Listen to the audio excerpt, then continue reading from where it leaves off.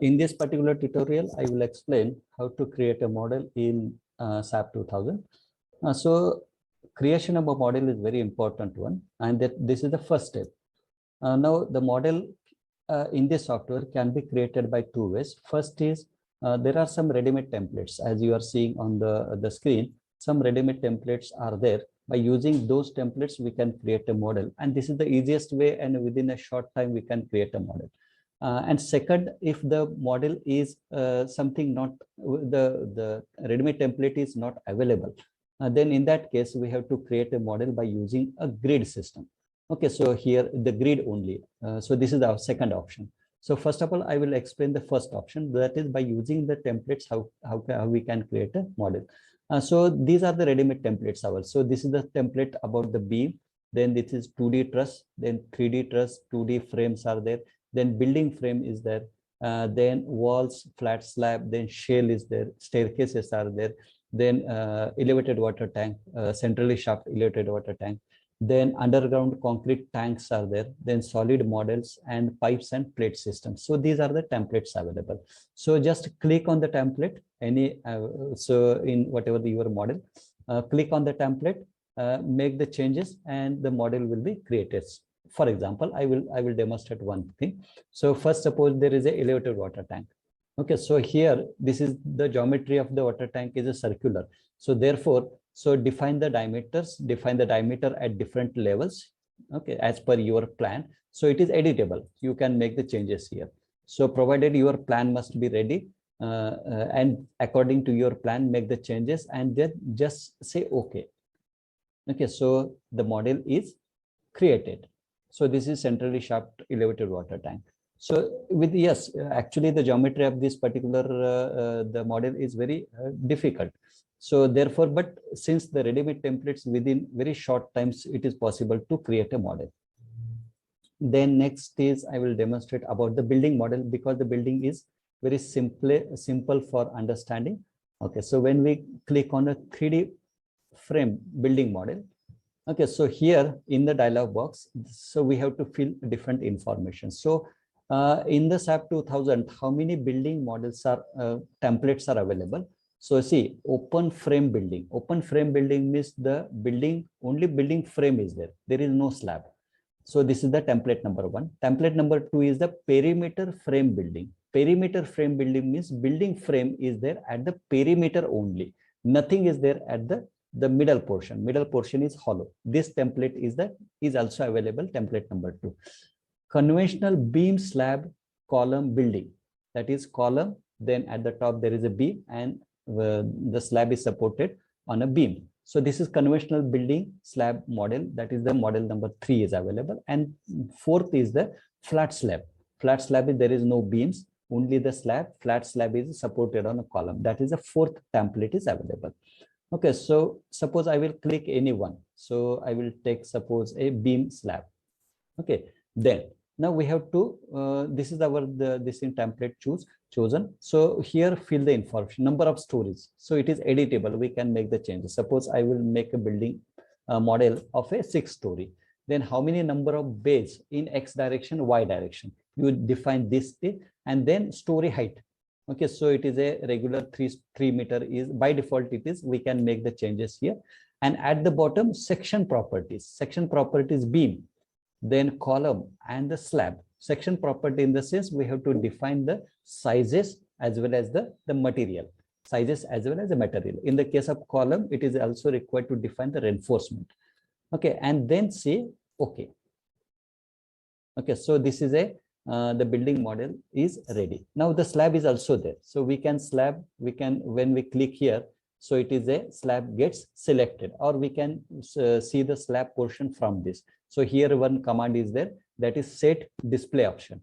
Set display option, when you click here, say here, then here object option and general option is there.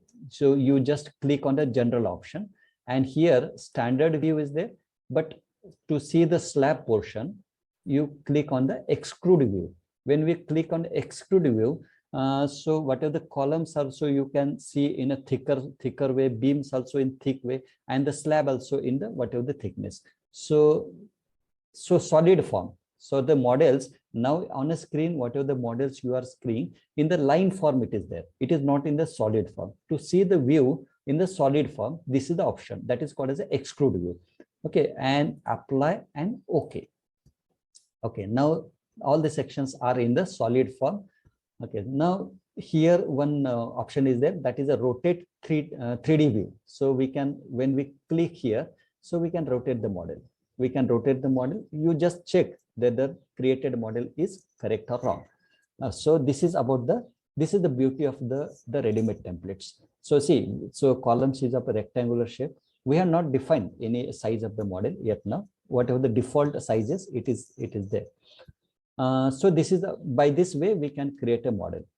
So this is the first option of creation of model by using a templates. Second option, by using a grid system.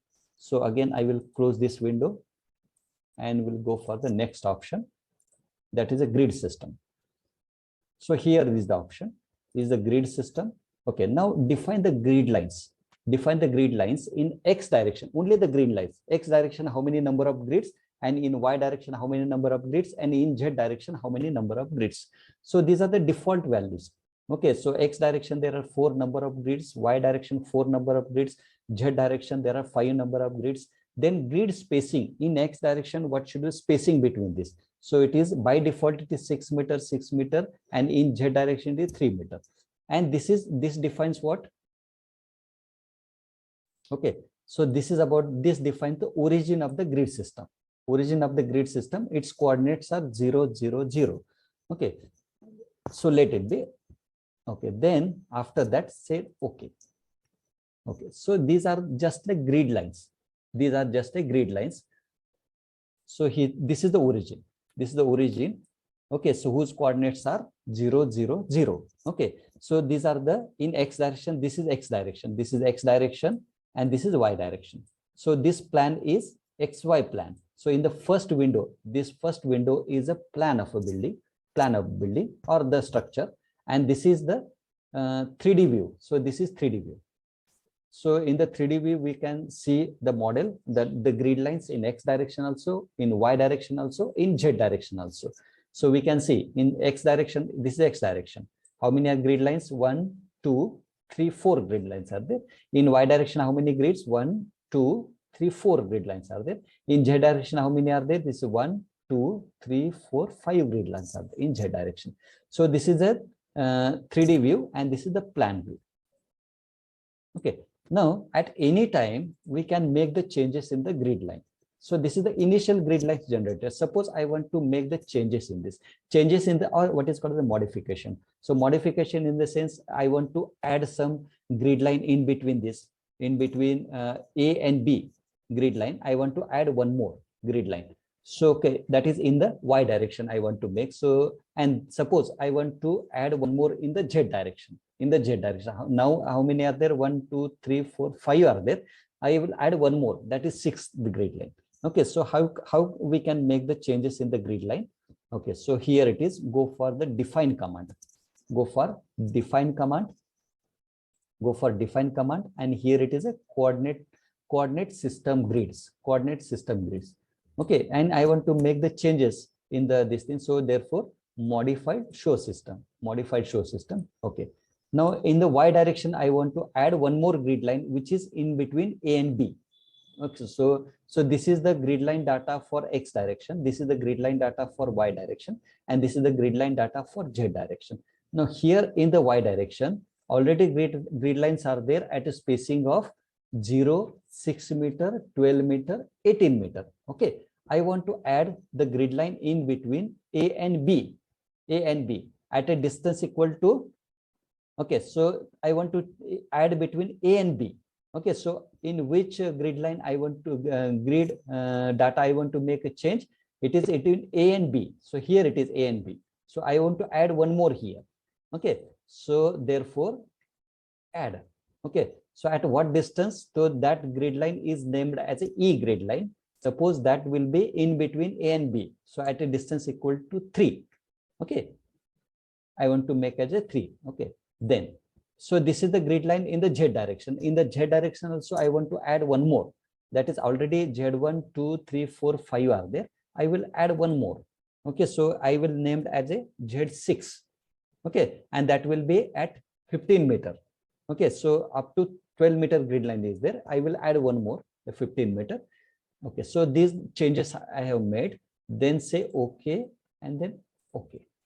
Okay, see the in between this A and B, one more grid line has been added, and in the Z direction also, in Z direction, this is the grid line is added at a coordinate is equals to 15 meter. Okay, so in this way, the grid lines can be modified.